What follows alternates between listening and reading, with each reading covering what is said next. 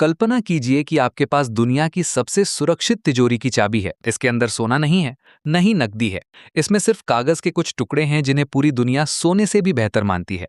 आप चैन की नींद सोते हैं क्योंकि आपको लगता है कि आपका पैसा सुरक्षित है। लेकिन क्या होगा अगर मैं आपसे कहूं कि उसी कागज के टुकड़े को एक ही समय में 10 अलग-अलग लोगों को गिरवी रखा गया है और जिस दिन आप अपनी तिजोरी खोलेंगे वो खाली मिलेगी। ये कोई काल्पनिक डकैती नहीं है, ये आज की वैश्विक अर्थव्यवस्था की कड़वी सच्चाई है।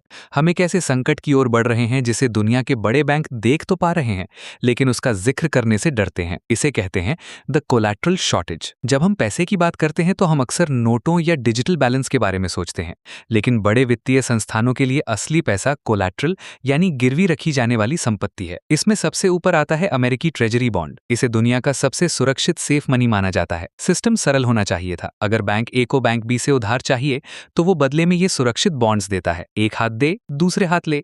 लेकिन हकीकत थोड़ी पेचीदा और डरावनी है। पिछले कुछ दशकों में हमने सेफ मनी के साथ एक खतरनाक खेल खेलना शुरू कर दिया है। इसे रीहाइपोथेकेशन कहते हैं।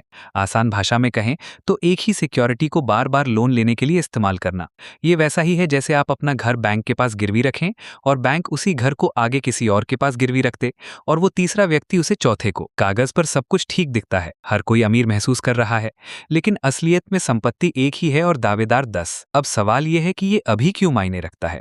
क्योंकि दुनिया में अब अच्छे कोलैटरल की भारी कमी हो गई है। जब अर्थव्यवस्था में दर बढ़ता है तो हर कोई कचरा फेंककर सोना पकड़ना चाहता है।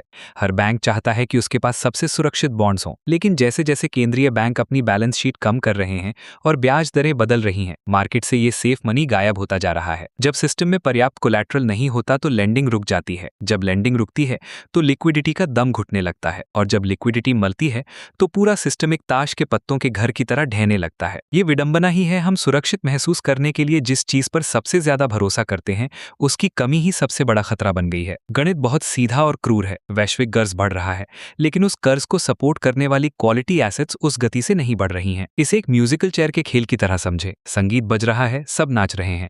संगीत है सस्ता पैसा, लेकिन कुर्सियां यानी कोलैटरल बहुत कम है। जैसे ही संगीत रुकेगा आपको पता चलेगा कि आधे से ज्यादा खिलाड़ी जमीन पर गिरने वाले हैं। विडंबना देखिए, हम अक्सर शेयर मार्केट के गिरने या महंगाई के बढ़ने से डरते हैं, लेकिन असली धमाका वहां नहीं होता जहां शोर है। असली धमाका वहां होता है जहां शांति है, पाइपलाइन के अंदर, जहां बड़े बैंक एक दूसरे को ये कागज के टुकड़े ट्रांसफर करते हैं। हाइप ये है कि हमारा बैंकिंग सिस्टम पहले से ज्यादा मजबूत है। हमें बताया जाता है कि 2008 के बाद से नियम सख्त हो गए हैं, लेकिन वास्तविकता यह है कि हमने रिस्क को खत्म नहीं किया, बस उसे छुपा दिया है।